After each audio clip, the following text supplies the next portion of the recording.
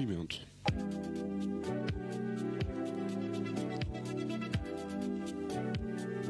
Ao ritmo da sua vida.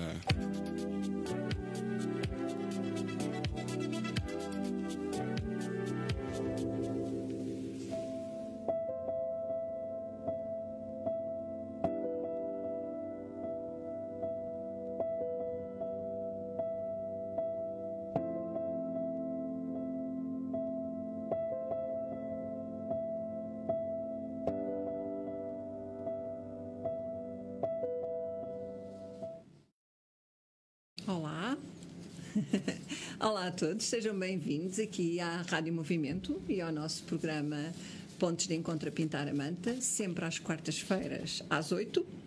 Embora hoje tenha uma notícia para vos dar, é que é o último programa deste ano radiofónico, do ano de 2023-24. Tem sido um ano cheio, muito rico, pautado sempre por um objetivo que nos tem guiado, que é a cooperação. Temos tido, ao longo destes meses, a preciosa ajuda dos nossos consultores.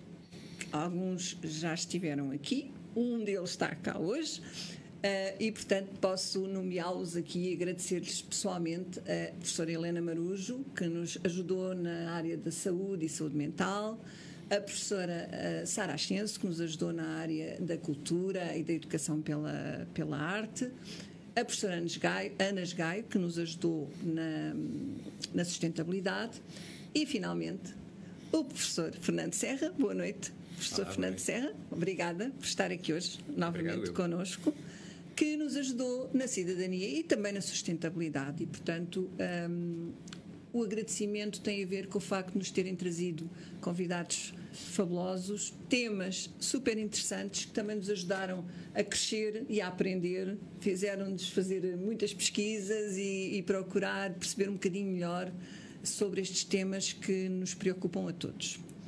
Então, boa noite. Hoje tenho aqui comigo o António Reca de Sousa, boa noite a todos. O meu colega da equipa. E obrigada por terem vindo. E vamos avançar aqui com o nosso programa. O nosso programa hoje pretende fazer uma retrospectiva do que foi este ano, nestas áreas, principalmente na cidadania, e também uma previsão do que é que vai ser o futuro no próximo ano radiofónico. Então, passo a palavra a António. Sim, mais uma vez boa noite a todos. Eu começaria por fazer aqui uma breve resenha dos vários temas que nós, ao longo do ano, abordámos na área da cidadania e dos direitos humanos. Em novembro, aqui com o próprio Fernando Serra, professor Fernando Serra, a cidadania, riscos globais e crises globais. Depois voltou, porque o tema foi tão interessante. E tinha continuidade. Voltasse logo a seguir, e em 15 de novembro foi abordado as fases da violência e da paz. Depois, ainda em novembro, tivemos cá a professora Tânia Ganito, que abordou violência, trauma e memória. Também um tema extraordinário. Em dezembro foi a professora Catarina Casanova que veio falar sobre preservar a vida.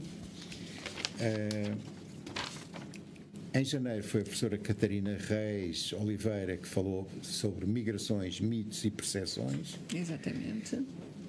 E também em janeiro o professor Pereirinha veio falar sobre pobreza e sustentabilidade. Por fim,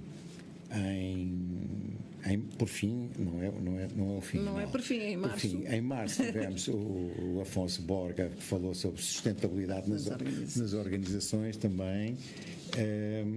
E em abril foi o professor António João Maia que foi falar sobre ética, integridade, fraude e corrupção. E em junho foram os Faróis da Natureza, com o professor Eduardo Marques, da Universidade dos Açores, e a professora Carla Pinto veio também em junho falar sobre sustentabilidade e justiça social. E hoje temos aqui o Fernando Serra para fazermos um bocado este apanhado destas temáticas que foram abordadas e primeiro darmos uma olhada sobre essa temática e depois iremos falar depois a seguir sobre perspectivas, cenários perspectivos e isso deixamos mais para a frente. São tudo temas muito fortes e importantes nos tempos que estamos a viver agora, não é? É verdade. Eu, em primeiro lugar, também, ela já agradeceu, mas eu queria te agradecer eu também pessoalmente, todo o apoio que nos deste e que foi fundamental para nós pormos em pé toda esta operação de entrevistarmos convidados, termos aqui termos uma conversa prévia com eles e termos um período de estudo e reflexão sobre os temas que iam ser debatidos. Isso foi para nós momentos de uma grande riqueza e eu penso que também foram momentos que proporcionaram reflexão junto de quem nos ouve, e que justificou realmente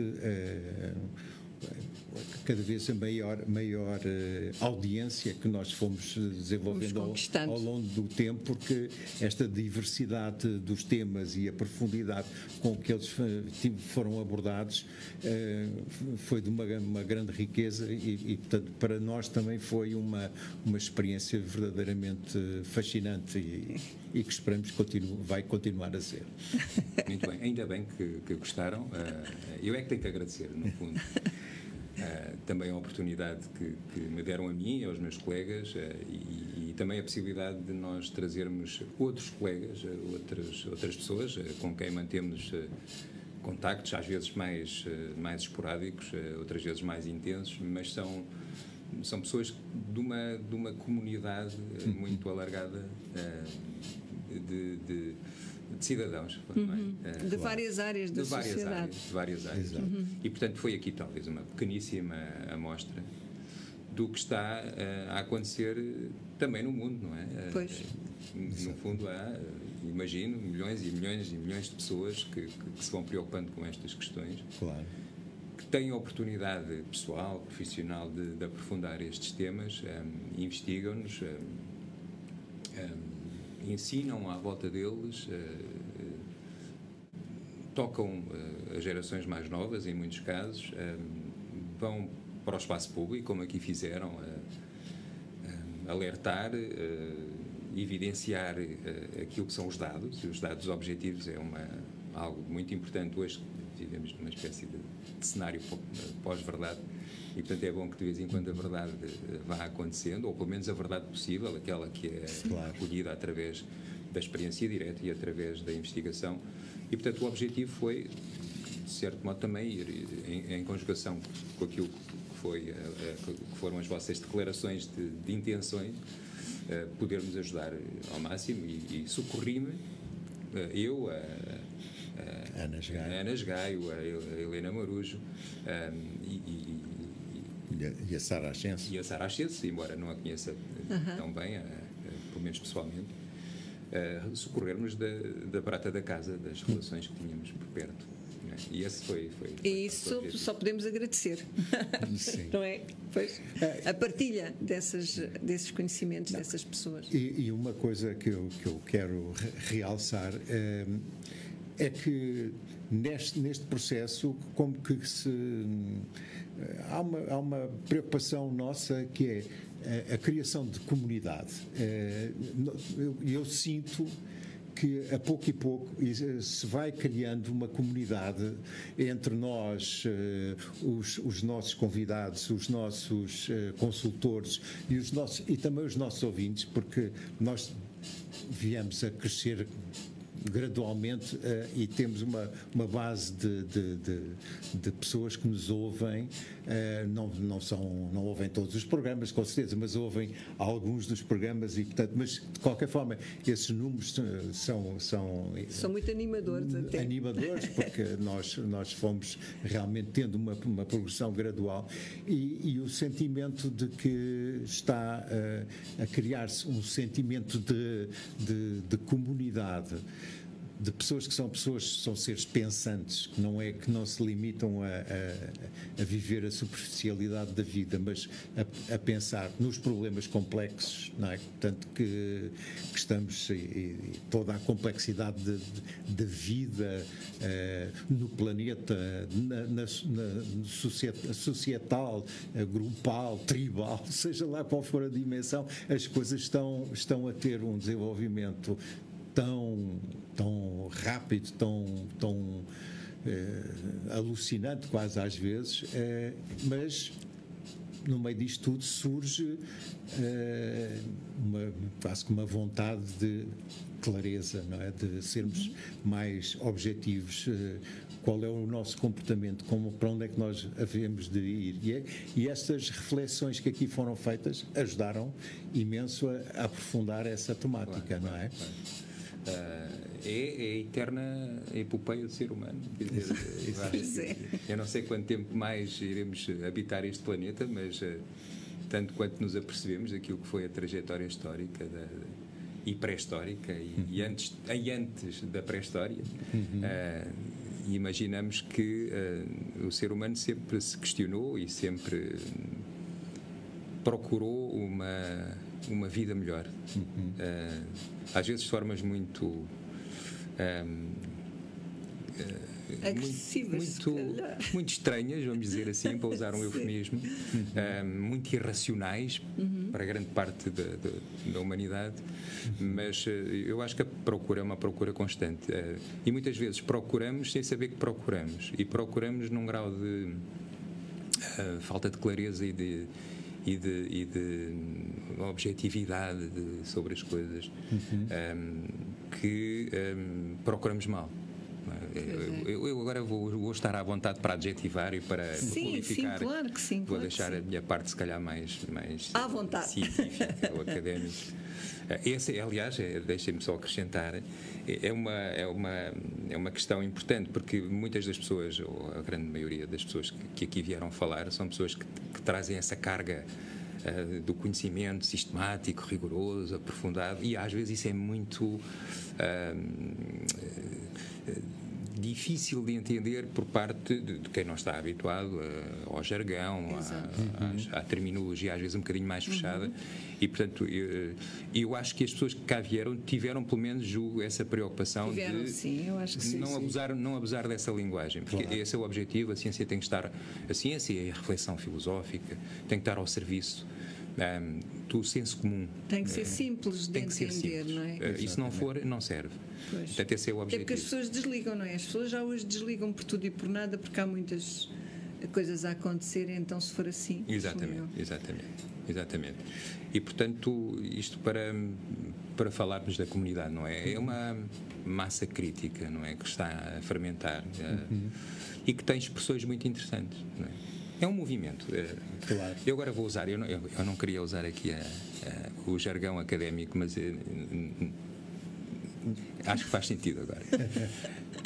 Há dois autores que se juntaram nos anos 60 para escrever algumas obras, e uma delas era a construção social da realidade. Eles inventaram uma coisa muito interessante, que é a sociedade forma-se, constrói-se a partir de um movimento triplo.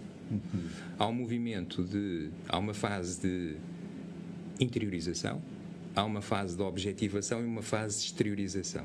E este é um movimento perpétuo, ou seja, nós aprendemos a interiorizar a realidade desde que somos pequeninos, na linguagem, nas crenças que os nossos pais nos incutem, naquilo que depois nós vamos interiorizando por nós próprios, a escola, tudo isso, não é? As opções que tomamos nos percursos escolares que fazemos, interiorizamos. Mas depois essa interiorização está permanentemente a objetivar-se. Objetivar-se em quê? Em instituições. em formas, em doutrinas, em livros, em peças de arte, só para falar naqueles mais interessantes. Não é? Claro. Objetivação também pode ser uma objetivação da guerra, da violência. A violência objetiva-se, não é? Claro. E essa objetivação, ou melhor, essa interiorização que passou para exteriorização, ou seja, nós exteriorizamos através das nossas linguagens, do modo como nós olhamos o mundo, como nós marcamos o mundo com a nossa pegada, individual ou coletiva. E depois há um processo de objetivação. A objetivação é, digamos, a terceira parte. E é esse mundo objetivado que as novas gerações vão acolher quando nascerem e quando se desenvolverem enquanto crianças. Isto é permanente, é perpétuo. Claro. Não é?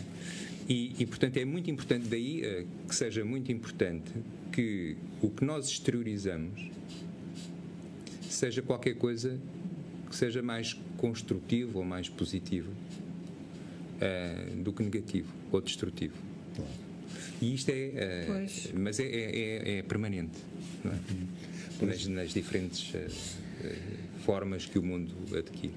Sim, num mundo em que vive sob ameaça, não é? Portanto, nós temos a ameaça do ambiental, portanto, ameaças nucleares. Não, existem, são ameaças. As distopias eventuais da inteligência artificial, toda uma série de ameaças que pendem sobre a humanidade, a forma como nós estamos a narrativa que nós estamos a transmitir às novas gerações é fundamental de não ser essa narrativa da desgraça e do drama e de ser uma narrativa de construção e de esperança no potencial da humanidade, que até agora tem conseguido ultrapassar todas as crises e as ameaças a que tem estado submetida, não é? Quer dizer, pelo menos chegámos até aqui. Chegámos até aqui. Mas a verdade é que nunca, até agora, o potencial de destruição massiva da espécie nunca foi tão grande. Claro. E já tivemos destruições massivas da vida, fruto de várias ocorrências naturais, não é? Claro. Sim. Só que agora o homem e nós conhecemos, talvez a mais conhecida foi aquela que levou os dinossauros. Teve um potencial de destruição da vida muito, muito grande. E houve para aí umas 4 ou 5 das grandes destruições deste tipo. Exato. Mas aquela que poderá ser causada pelo ser humano, até agora ainda não tínhamos chegado. Não tínhamos lá chegado. Tínhamos esse. Agora temos mais esse a juntar, não é? Mais esse perigo a juntar. E de facto temos que ser objetivos, quer dizer, nós, isto agora por falar na interiorização, nós temos que levar às novas gerações uma ideia não idealizada, mas também ao mesmo tempo, portanto, uma ideia lúcida, uma visão lúcida do mundo e da realidade. Claro. Mas ao mesmo tempo não podemos dar às novas gerações a ideia de que isto não tem solução. Pois claro. E portanto não há aqui um compromisso possível entre a destruição e a construção. E portanto nós temos que muitas vezes até destruir criativamente para melhorar aquilo que existe. Claro. E portanto, eu acho que os sistemas educativos, um pouco por todo lado, estão também a fazer isso e muitas famílias, ao educarem os seus filhos, estão a fazer isso. Não é? Estão a interiorizar ou fazer interiorizar valores, que são valores de universalismo, de esperança mas é uma dialética, é uma luta, é uma batalha que nunca vai estar a ganhar. Há os que fazem isso e há os que não fazem isso, e depois, entretanto, Depois, quando eles se juntam, essas gerações, ou esses novos jovens, acabam por não estarem de acordo. E depois, quem é que leva a melhor? Quem é que levou a educação mais negativa ou a educação mais positiva? É complexo isto. Eles têm as suas próprias opções a fazer. Eles têm, exatamente. A geração mais velha vai até um determinado limite e depois eles terão de fazer as suas próprias opções, como nós fizemos as nossas. Exatamente. Nós que já estamos numa fase mais madura, vou dizer assim também, mais madura é verdade. da vida. Mas provavelmente na nossa geração constatámos de certo modo somos migrantes também no tempo, não é? Porque o tempo em que nascemos e que fomos crianças é tão diferente daquilo que completamente. Foram saltos muito que habitamos grandes. agora. Foram saltos muito qualitativos grandes, muito grandes e podem ser muito decisivos daqui para a frente. E por isso é que é importante que esta massa crítica, voltando ao mesmo, que essa massa crítica de seres humanos nas suas relações, nos seus processos de cooperação, no modo como constroem a sua vida, e mesmo que por opções silenciosas, não é? Que não sejam muito visíveis, podem fazer a importância. Podem fazer a importância. Eu estava agora aqui a pensar. Podem fazer a diferença. Peço desculpa. Podem fazer. Eu estava aqui a pensar. Pronto, eu estou no. Sou daquela geração das pessoas que já chegaram aos 70 anos. Há pouco tempo. E portanto, olhando para trás, faço parte de uma geração que teve, em relação à geração anterior, dos pais, fomos contestatários, mas foi uma contestação sobretudo comportamental, não teve nada a ver e de alguma maneira nós participámos nesta degradação ambiental, quer dizer, tínhamos muito pouca sensibilidade. Embora houvesse uma tentativa de regresso à natureza, o movimento hippie, toda essa geração, mas não houve verdade. Mas acabámos por ser consumistas como outra geração qualquer. Sem perceber, sem qualquer. Nunca houve educação. Na altura, a escola nem sequer abordavam esses temas. Essa não era uma temática que fosse abordada. Que as gerações dos nossos filhos, dos nossos netos, já têm muito mais informação disponível. Portanto, e hoje a ameaça, nós sentimos a ameaça da guerra nuclear na década de 70, mas não a ameaça proximidade, não é? da hecatombe global. E portanto, hoje em dia eu olho para eles e vejo as sombras que pendem sobre eles são muito mais negras, não é? Porque a humanidade alegremente caminhou quase para a extinção. Quer dizer, não está lá, mas pode, se nada fizer, vai estar à beira de um precipício muito grande. E portanto esta tomada de consciência e esta necessidade das comunidades e de alguma forma das elites pensantes na forma como transmitem os conhecimentos, é fundamental serem cada vez mais claras e mais explícitas sobre os riscos que estão aí. Sem dúvida. Não, temos de ter uma visão lúcida sobre a realidade e sobre aquilo que está a acontecer. E até agora não conseguimos outra forma mais rigorosa e objetiva que não através do conhecimento científico. Portanto, o conhecimento científico é muito importante. Claro. Mas não podemos desequilibrar, como dizia Edgar Morin, as duas asas da ave. Há uma ave que, segundo ele, andava muito rasa. É como se o voo da ave, desta ave do conhecimento, fosse um voo desequilibrado. Para Edgar Morin. Penso que ainda não faleceu, deverá ter 103 anos ou 104. Sim. Centenário. Vem de vez em quando a Portugal. E ele falava nisto, falava que há uma asa, que é a asa da ciência, que voa rente ao chão. E há uma outra asa da ave que voa na estratosfera, que é a asa do conhecimento filosófico, da filosofia, do pensamento especulativo sobre a realidade, do pensamento mais solto e mais liberto. E ele dizia, o ser humano precisa de um equilíbrio entre estas duas asas. A ave precisa de voar de forma horizontal, não de forma vertical. Claro. Era uma metáfora que ele Claro, usava. E nós começámos a perceber isso desde logo com a deflagração da bomba atómica.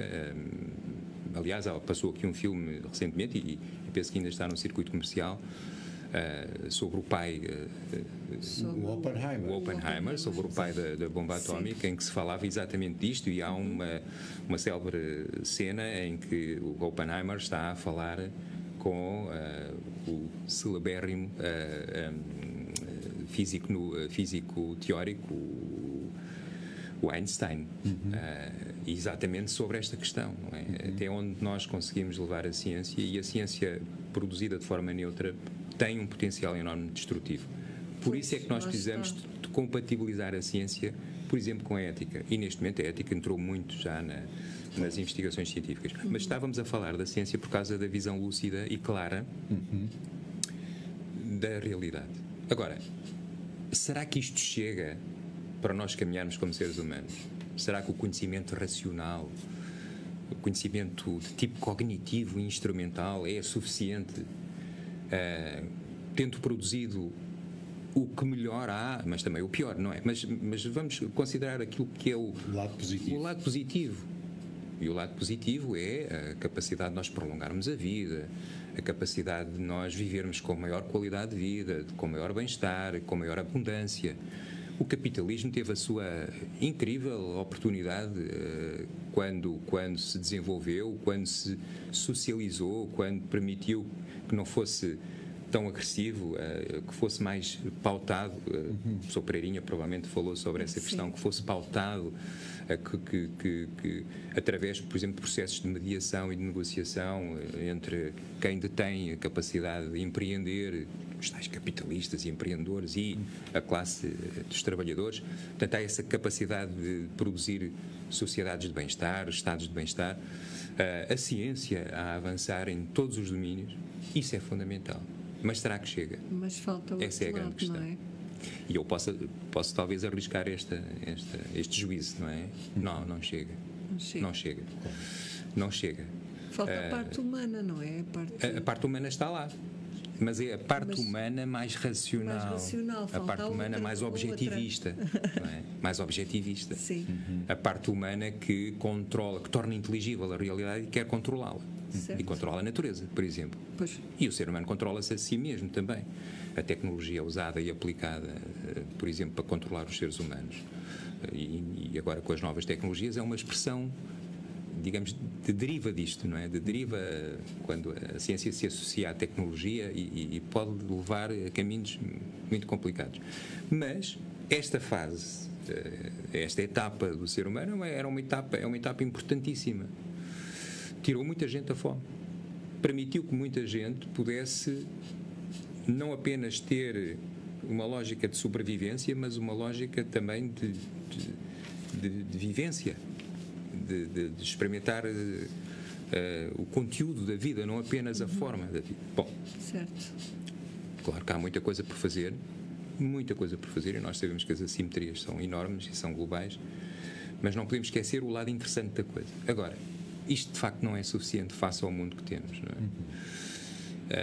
E face também ao potencial de desenvolvimento humano. O ser humano tem dentro de si uma enorme capacidade, um enorme motor. Isto é depois explicado por várias formas. O André Rocher, por exemplo, que era um padre católico que se dedicou também às questões da psicologia, falava na rocha do ser. Ou, por exemplo, um outro filósofo da ciência chamava esta parte mais profunda de nós mesmos o hardcore metafísico, quer dizer, qualquer coisa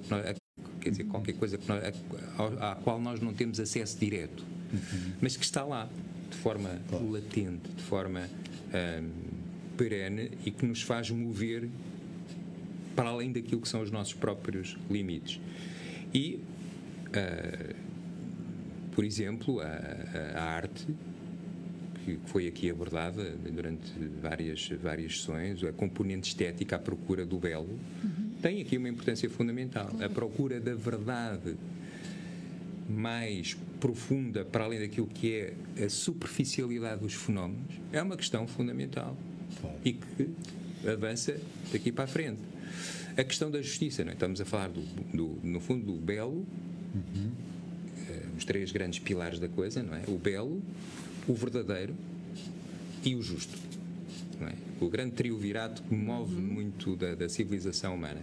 E mesmo no lado do justo, há hoje reflexões e hoje instituições como a Declaração Universal dos Direitos Humanos, o Tribunal Internacional Penal, todas as instituições e documentos que nos vêm tentar garantir cláusulas mínimas para que o ser humano viva com dignidade, em segurança e respeitado. E, o Estado de Direito. Está permanentemente este movimento que falávamos há pouco, de interiorização, de exteriorização e de objetivação, está permanentemente a acontecer. Claro. Não é? É como a casca do caracol.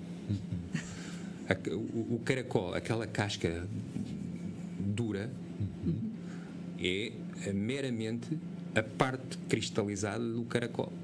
Ou seja, o caracol segrega permanentemente uma camada, uma crosta na qual se defende. E, portanto, no fundo, é esta capacidade que nós temos de exteriorizar coisas, umas boas, outras menos boas. Claro. Mas eu diria que, seguramente, aquilo que é positivo, interessante e emancipador no ser humano é muito mais presente, está muito mais presente do que se imagina. O outro lado é mais barulhento, é mais ruidoso, é mais intempestivo. O lado da injustiça, o lado da iniquidade, o lado da violência, só que tem uma expressão superficial muito dura, muito... Claro. E, portanto, muitas vezes esquecemos, face a essa rudeza das circunstâncias da violência, cá o outro lado. esquecemos do outro lado. E o outro lado está a acontecer, senão não tínhamos chegado até aqui. Sim, exatamente. O outro lado também é relevante, a brutalidade dessa realidade É humana. É humana e de algum modo também foi através dessa brutalidade que se foram procurar, ou em consequência dela, que se foram procurar outras respostas. Mas a verdade é que, por meio dessa brutalidade, também houve desenvolvimento. No meio de toda essa brutalidade, houve desenvolvimento. Inclusivamente o desenvolvimento científico e tecnológico. Exatamente. Que normalmente até nós temos visto que muitas vezes o desenvolvimento armamentista vai produzir desenvolvimentos tecnológicos que não... O desenvolvimento do direito da guerra. Exatamente. E dos grandes tratados em volta da guerra justa é o resultado da guerra, é o resultado da violência e da constatação da violência. Pois é. A Primeira e a Segunda Grande Guerras deram origem, foram os fatores mais imediatos, e em particular a Segunda Grande Guerra, da Declaração de São Francisco, portanto, o Tratado de São Francisco, a Declaração dos Direitos Humanos. Portanto, esta é uma dialética. É uma dialética. E nesse processo há depois também todo um processo de ganhos civilizacionais que ocorrem mercê de toda essa reflexão forçada, praticamente muitas vezes, a que a humanidade é obrigada, não é? Para sobreviver, para tornar o sofrimento suportável e ultrapassável, não é? Portanto, depois nós vimos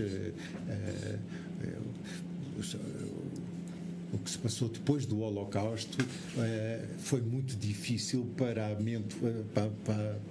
mentalidade humana, para a mente humana conseguir conceber que fazia sentido viver, não é? Depois de toda aquela brutalidade. Mas a realidade é que nós cá estamos, continuamos. E continuam a acontecer eventos. E continuam a acontecer coisas horríveis. Continuam a desafiar-nos a conseguirmos ultrapassar e viver, não é? Com eles. E na aparente desumanidade da violência bruta, por exemplo, nasce a flor da delicadeza. Exato. Ou nasce a flor da justiça. Exato. E quem leu, por exemplo, Viktor Frankl e os escritos de Viktor Frankl, que foram muito inspirados por aquilo que foram suas experiências diretas nos campos de concentração, em vários, que ele passou por vários, revela exatamente isso. Por exemplo, estava agora a lembrar-me da reflexão que Hannah Arendt fez sobre o julgamento de um famoso nazi, que era chefe, diretor de um campo de concentração, e ela falava na banalidade do mal, quer dizer, o mal que se instala em nós e que nos mostra o quão contraditórios nós somos, quer dizer, um pai extremoso para com os seus filhos e com a sua esposa e que tinha os seus amigos e que se comportava nos jantares como uma pessoa normalíssima. Chegava lá, era capaz daquilo. Exatamente. E, portanto, isto mostra-nos também as diferentes dimensões. Nós somos um homo complexo, não é? Agora voltarei somos muito mesmo. Voltei novamente ao Edgar Morin, que falava nisto. O homo complexo, nós somos um ser generoso e somos um ser agressivo, somos um ser trabalhador e um ser que desperdiça, somos um ser que brinca e um ser que se obstina e que é cinzento no modo como observa a realidade e age sobre ela. E portanto é isto tudo que faz a riqueza da experiência humana. Agora, é verdade que individualmente e coletivamente nós preferíamos não passar pela dor, não passar pela iniquidade ou pela injustiça, não é? Isso é uma opção de todos os dias. Claro. Sim, também no fundo, se não passássemos por elas, também não saberíamos talvez dar valor ao lado bom da vida, não é? Às coisas boas que acontecem. Costuma-se dizer que a vida é uma espécie de escola, não é? Eu não sei se é ou não, mas o que nós sabemos, e que parece que é muito óbvio, é que a vida é um campo de experiência. Pois. Claro. E quem é que pode dizer que uma má experiência na sua vida não resultou, ou não redundou, ou não desembocou Acabou por dar. numa situação interessante da vida? Exatamente. E quem é que pode dizer que uma situação interessante na vida não redundou? E a coisa mais óbvia, eu às vezes penso nisto muitas vezes, a coisa mais óbvia é quando nós amamos alguém e sabemos que o vamos perder, ou que essa pessoa nos vai perder a nós, e isso nos causa dor também, antecipando. Claro. Não é? Quer dizer, como é que uma coisa que é uma experiência talvez das mais profundas que o ser humano tem pode gerar tanta dor? A dor da perda, a dor do afastamento, a dor da nunca mais te vou ver, nunca mais vou falar contigo, nunca mais, não é? E isso ser o resultado de uma experiência tão interessante e tão enriquecedora. Sim. Mas é assim, quer dizer, isto leva-nos à questão que nós tínhamos antecipado na nossa conversa, não é? Que é a questão quer dizer, como é que nós, no meio disto tudo, e perante um mundo tão turbulento o que fazer? E tão esquizofrénico, Sim. como é que como atuar, como pensar? E claro que eu não vou dar aqui a resposta nenhuma, como é evidente, seria uma total tonteria. Se soubéssemos as respostas, não sabemos. Não há livro de instruções. Não é? Mas há eu vou usar uma metáfora que também é interessante, que é a metáfora do alpinista. Eu gosto muito desta metáfora.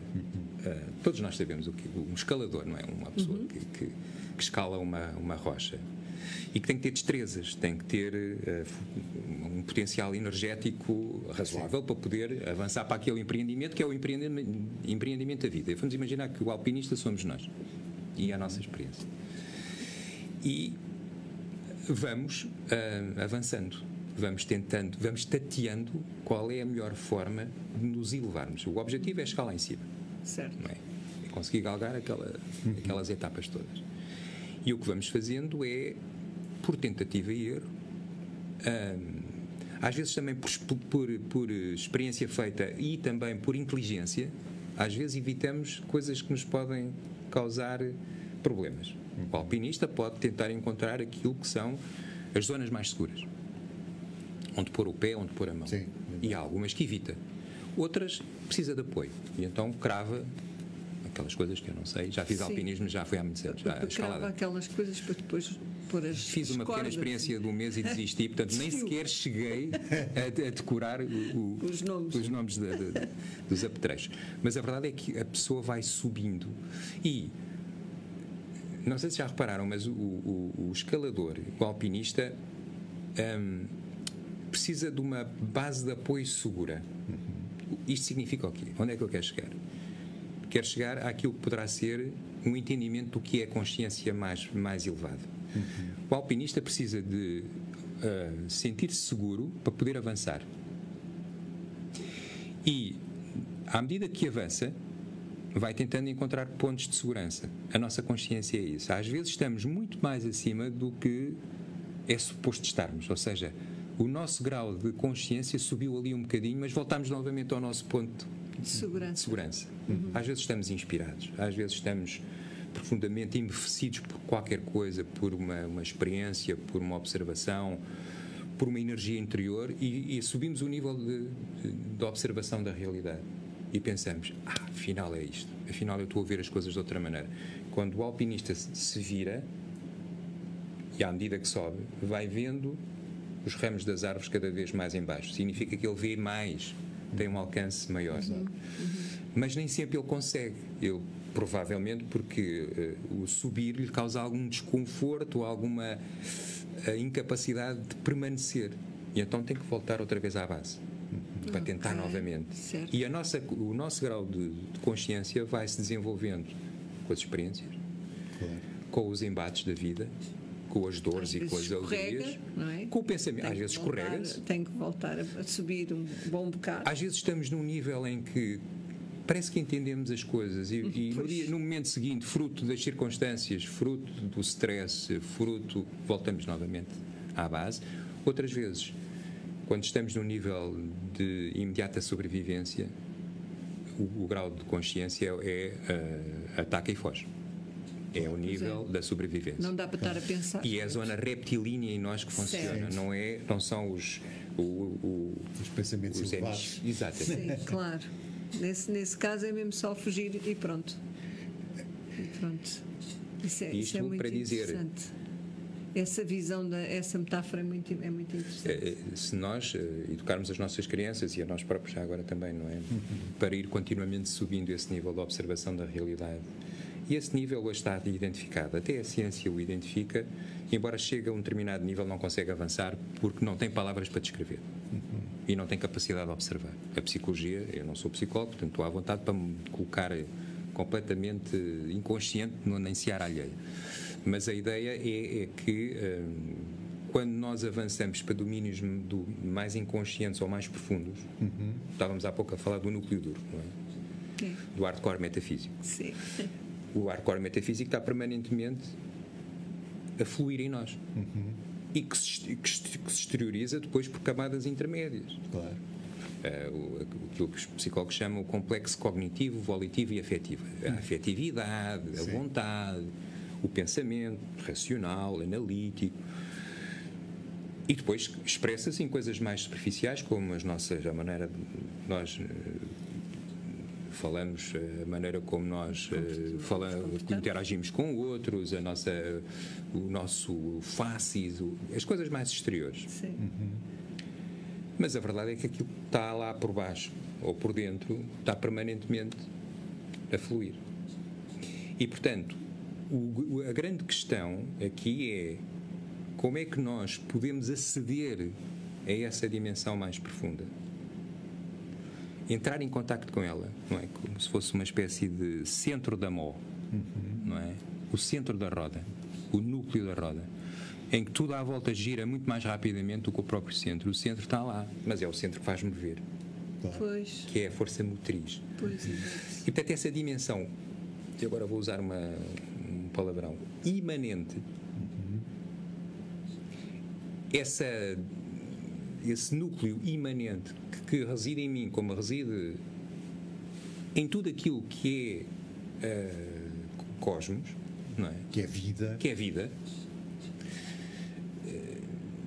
A vida já é um nível muito avançado. Já é um nível avançado. Já é um nível avançado. E nós chegamos, por exemplo, uma coisa são as plantas e outra coisa são os animais. Claro. E dentro dos animais, uma coisa são os répteis, outra coisa são os símios superiores, não é? Que têm quase a capacidade de pensamento e de resolver, pensamento não, de linguagem, e de resolver problemas.